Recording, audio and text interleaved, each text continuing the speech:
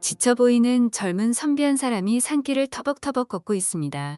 그의 이름은 윤겸이라 하였는데 몰락한 양반 가문의 외동아들이었던 그는 집안을 일으켜보겠다는 일념 하나로 열심히 과거 준비를 한 뒤 한양에서 과거 시험을 치르고 집으로 귀향하던 길이었죠.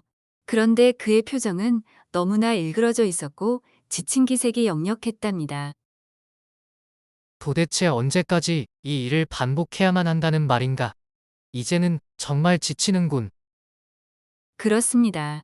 그의 과거 시험 결과는 낙방이었죠. 뭐, 벌써 한두 번도 아니고 여러 번 겪는 일이라 이제는 받아들일 때도 되었건만 아무리 경험하고 또 경험해도 절대로 익숙해지지 않는 고통이었답니다. 어머님 얼굴은 무슨 낯으로 배울 것이며 앞으로 또 어떻게 먹고 살아야 한다는 말인가? 이제 그나마 있던 땅마지기도 다 팔아치워서 집안에는 더 이상 내다 팔 것도 없는데 머슴들도 다 떠나가고 소 한 마리 없는 집안에서 뭘 어찌해야 한다는 말인가? 윤겸의 절망감과 미래에 대한 두려움은 정말이지 이루 말할 수 없었답니다. 그렇게 고향집을 코앞에 두고 그의 발걸음은 엉뚱한 곳으로 정처 없이 그저 방황할 뿐이었죠. 도저히 집으로 들어갈 엄두가 나지 않는구나. 그렇게 절망감에 빠져서 산속 이곳저곳을 정처 없이 배회하다가 너무 힘들고 지친 나머지 풀숲에 풀썩 주저앉고 말았답니다. 그래, 나 같은 것이 집 안으로 기어들어가봐야 못하겠는가? 그냥 이곳에서 새소리 바람소리나 들으며 그렇게 바위처럼 있는 게 나한테는 더 어울리는 것이다. 그렇게 끝없이 자신을 비하하며 열패감을 곱씹고 있을 때 문득 그의 코끝으로 이루 형언할 수 없는 감미로운 향기가 전해지는 것이었습니다. 이 향기는 무엇일까? 아까까지만 해도 없었는데 아마도 바람이 내 쪽으로 불어서 바람을 타고 향기가 전해지는 것 같군. 너무나 달콤하고 매혹적인 향기에 이끌려 그는 자신도 모르게 향기가 풍겨오는 쪽으로 발걸음을 옮기게 되었답니다.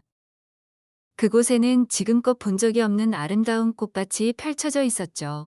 물론 그렇게 넓지는 않았지만 꽃밭에서 자라고 있는 각양각색의 꽃들은 자태며 향기가 지금껏 봐왔던 것들과는 상대가 되지 않을 정도로 너무나 훌륭했답니다. 이 깊은 산 속에 이렇게나 아름다운 꽃밭이 있다니. 그리고 이 향기는 또 너무나 달콤하고 매혹적이로군. 제가 가꾼 꽃들이 마음에 드시옵니까? 그때 이겸의 등 뒤에서 웬 여인의 목소리가 들려오는 것이었습니다. 깜짝 놀란 이겸이 뒤를 돌아보자 그곳에는 아름다운 젊은 여인이 부드러운 미소를 띄우며 서 있는 것이었죠. 이런 정말 죄송하오. 내가 꽃향기에 취해서 그만 이렇게 허락도 없이 낭자의 땅에 들어오게 되었구려. 죄송하실 것 없사옵니다.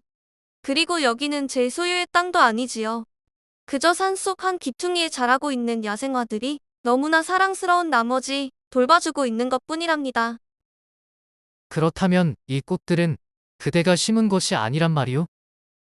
물론이지요. 이것들은 다 자신들이 스스로 뿌리를 내리고 비를 맞고 햇빛을 받아 자라났답니다. 저는 그저 옆에서 살짝만 거들어줄 뿐이지요. 정말 믿어지지가 않는군. 사람의 손을 거의 타지 않았는데도 이처럼 꽃들이 아름다울 수가 있다니. 이겸의 말에 여인은 그를 귀엽다는 듯 바라보며 계속 말을 이어나갔죠. 무릇 산속에 있는 모든 생명들이 그러하듯 꽃들도 마찬가지랍니다. 선비님 옆에 튼실하게 잘 자라고 있는 저 나무 역시 누군가 일부러 심고 가꾼 것이 아니지요. 저기 보이는 저 산새 역시 누군가 먹이를 주고 키우는 것이 아니랍니다. 물론 이 산속에서 누구의 도움도 없이 생명을 지켜가는 것은 참으로 어려운 일이지요. 그렇지만 생명이라는 것은 일단 세상 속에 생겨나기만 하면 어떻게든 살아가게 마련이랍니다. 그리고 한번 생명이 활짝 피어나면 온 세상은 그 생명을 지켜나가기 위해 힘을 모으게 마련이지요. 꽃이고 동물이고 사람이고 다 마찬가지랍니다. 여인의 말을 들은 이겸은 순간 깊은 생각에 잠겼습니다.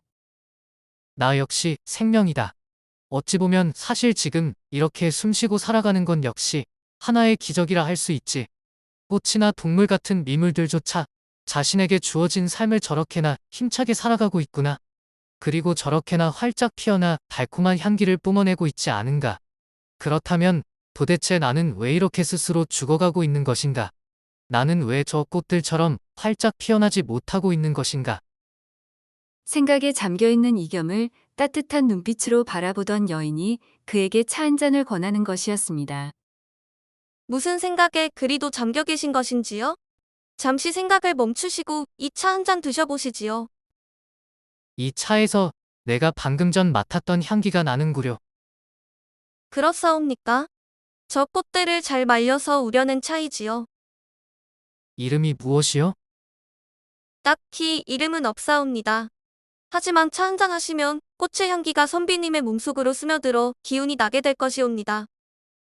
과연 차를 한 모금 마시자마자 지금까지의 부정적인 생각과 기운이 말끔히 사라지고 온몸이 가벼워지며 왠지 모르게 힘이 솟구치는 것이었습니다.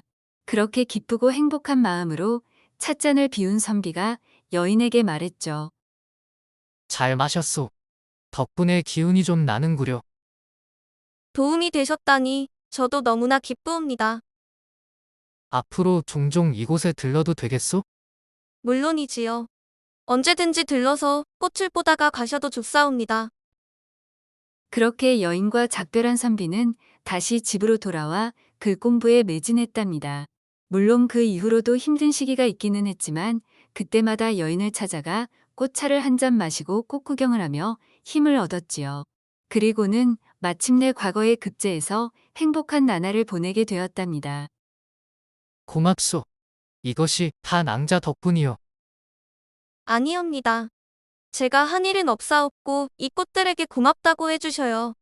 그리고 선비님의 마음속에 항상 이러한 꽃밭을 가꾸시기를 바라옵니다. 그렇게만 된다면 굳이 이곳을 찾아오지 않으셔도 언제나 마음의 평화와 행복을 느끼실 수 있을 것이옵니다.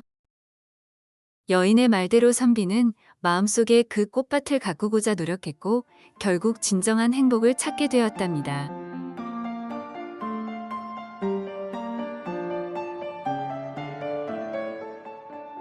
오늘 이야기 재밌게 보셨나요? 자신의 미래에 대해 불안함을 느끼던 선비가 우연히 만난 신비로운 여인 덕분에 다시 살아갈 힘을 얻는 이야기였어요. 누구나 살다 보면 힘들고 절망스러울 때가 있는 법이지요. 하지만 여러분들 모두 마음속에 아름답고 향기 가득한 꽃밭 하나씩 가꾸시며 그 어려움을 잘 이겨내셨으면 해요. 그렇게 가꾼 꽃밭에서 자란 아름다운 꽃들이 좋은 향기를 풍기며 여러분들 자신은 물론 다른 이들에게까지 좋은 기운을 전달해 주겠지요. 저는 다음 이야기로 또 찾아뵐게요. 다들 건강하시고 행복하세요.